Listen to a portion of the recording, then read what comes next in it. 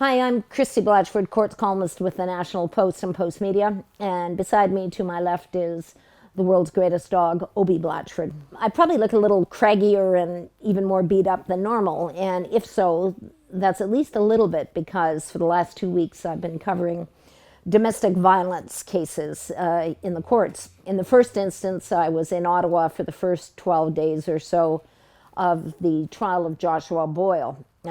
He, of course, is one half of the couple. His wife, Caitlin Coleman, as she now is, went backpacking in Afghanistan when she was a few months pregnant, as one does. Apparently, one goes backpacking into Afghanistan, into the middle of a war zone. They lasted about a week before they were captured by the Haqqani Network, which is a Taliban-affiliated group of militants, and they were held hostage for 5 years, during which period of time they had 3 children while in captivity, and were then rescued by Pakistani troops in October of 2017 and flown to Canada. So that's the one case. In that case, Mr. Boyle is charged with 19 offenses, including multiple counts of assault, sexual assault, criminal harassment, threatening, and he's pleading not guilty to all the charges. So that's much up in the air.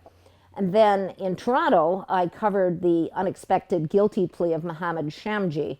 He is a former prominent neurosurgeon, apparently very good at his job, who in December of 2016 was arrested in the death of his wife, Dr. Ilana Frick Shamji. I believe she would prefer to be known now. Her family wants her to be called Dr. Frick. She was a family physician, and in court this week, Shamji, her husband, pleaded guilty to second-degree murder and admitted that they'd had a quarrel. He struck her multiple times, breaking her neck and many of her ribs, and then choked her to death. And then, of course, the next day, he went on to perform surgery. So he has a certain sang-froid, one could say. He packed her body, again, as one, it seems, does in these kinds of cases. He put her body in a suitcase and dumped the suitcase in the Humber River. So the two cases, on the face of it, would appear to have nothing in common. Caitlin Coleman, Joshua Boyle's estranged wife, is a not terribly well-educated young woman from the States. She and Boyle had an online relationship for 4 years before they even met. She considered that they were an item at some point early on, and their relationship was tumultuous and melodramatic in the way of young love, only more so, the whole time. And then they went off backpacking, and we know roughly what happened. Dr. Frick was a very accomplished woman, a family physician, a delegate to the Ontario Medical Association, much beloved by her colleagues, and appeared to have many friends. And in fact, what I have before me are some court documents which never came to fruition. This was the Crown attorney trying to get the person who would have been the trial judge to, except there was no trial, of course, to admit into evidence some statements that Dr. Frick made to about a dozen friends, neighbors, and physician colleagues. And it's clear throughout these statements that she was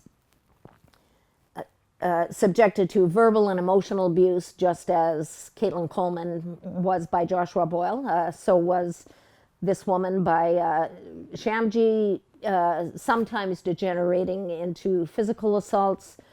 She told her, many of her friends, and I think even her family knew, that she wasn't happy, that he was hurting her sometimes, etc., etc.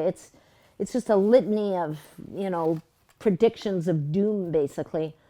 And I guess the question that really links these two women, one dead and one alive, is why do they stay? And I have no answer, really, except for one thing that is found in these documents about Elena, well, there are many things. She talks about her love for her children. She wants to stay together for the sake of her children. She talks about loving Shamji, this man. She talks about he'll ruin her if she leaves, etc. But there's this one thing. It's a private message she sent a friend in 2016, about 6 months before she was killed. And she has a bunch of things to say in here, and she says she's looking for a divorce lawyer, though she didn't actually act on that yet. She said, my husband is better connected than I am. He is adored by all and makes much more money. I'm feeling so many things right now. Anger, sadness, shame, most of all embarrassed. And this is the part that breaks my heart. I am embarrassed that I once believed that I was worthy of love in the first place. I don't know where this, insecurity and lack of self-esteem comes from, but I tell you, in the cases of domestic abuse that I've covered, probably about half a dozen over 40 years, it is a common denominator, and it's terrible.